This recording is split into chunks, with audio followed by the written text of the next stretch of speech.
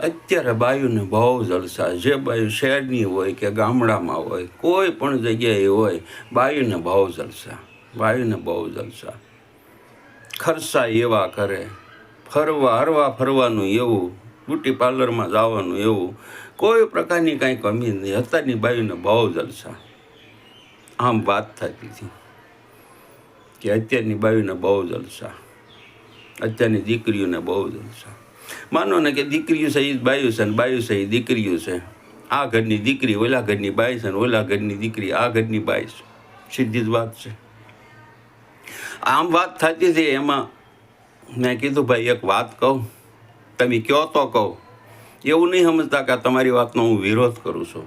એટલે ભાઈ કહેવાવાળાએ કીધું ના ભાઈ કહો ને, એમાં વિરોધની ક્યાં વાત છે. પછી મેં એને કીધું, મને જે લાગ્યું એ મેં કીધું, જ્યાં હું તમને કહું છું.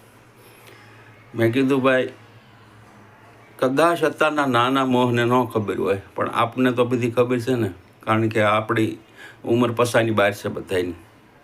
એટલે આપને ખબર છે, આપણે એ વસ્તુ જોઈ છે, આપણા માવતરોએ શું કર્યું આપણા માટે એ આપને બધી ખબર છે.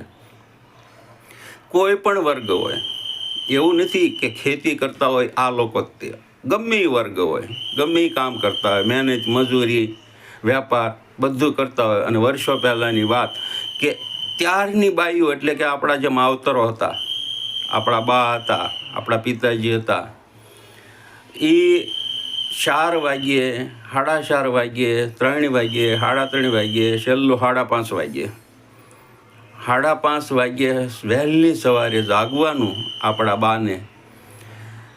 પછી ઘંટી દળવાની, એટલે કે બાજરો હોય, ઘઉં હોય, એને દળવાના લોટ કરવાનો વહેલી સવારે 4:30 વાગ્યે. એ કર્યા પછી વલોણા વલોવાના, સાસ કરવાની. જેના પ્રમાણમાં જે લોકો કરતા હોય, વેપાર કરતા હોય, દુકાનો હાંકતા હોય, એ લોકો એના પ્રમાણમાં એ કરતા હોય. પણ ટોટલ ગામડાઓમાં સ્ત્રીઓ, એટલે કે આપણી માતાઓ હતી, 3 વાગ્યેથી શરૂ થતું 5 વાગ્યા સુધીમાં તમામ ગામડાઓમાં તમામ ઘરે બધા જાગી જતા હતા. સ્ત્રીઓ, જેન્ટ્સ નહીં, પુરુષ નહીં, સ્ત્રીઓ. આ બધું કર્યા પછી વાસીદું કરવાનું. વાસીદું કર્યા પછી સવારનું શિરામણ કરવાનું. અને શિરામણ કરવાની તૈયારી થાય ત્યારે એ ઘરના પુરુષને જગાડે કે હવે જાગો, ભરકડું થઈ ગયું. ત્યારે પુરુષ જાગે, શિરામણ થઈ ગયું હોય, શિરામણ કરે. વાડીએ જવાનું હોય, ખેતર જવાનું હોય, વેપારમાં જવાનું હોય, મજૂરીમાં જવાનું હોય, પોતપોતાની રીતે વહેલી સવારે નીકળી જાય બધાય.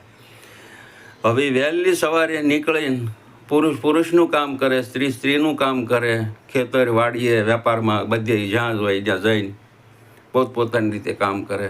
પછી ઘેરે આવે એટલે પુરુષ હાથ પગ ધોઈ અને ખાટલો ઢાળીને લાંબો થઈ જાય. આ સીધીને સટ વાત.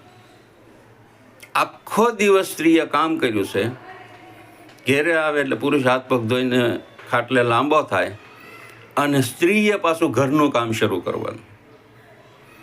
હવે એ ઘરનું કામ બધું કમ્પ્લીટ, આખા દિવસનું જે પડ્યું હોય બાકીનું એ બધું કમ્પ્લીટ કરી અને પછી રાંધવા બેસવાનું, એટલે કે વાળું રાંધવાની. વાળું રાંધ્યા પછી બધાય વાળું કરે, આખું ઘર વાળું કરે.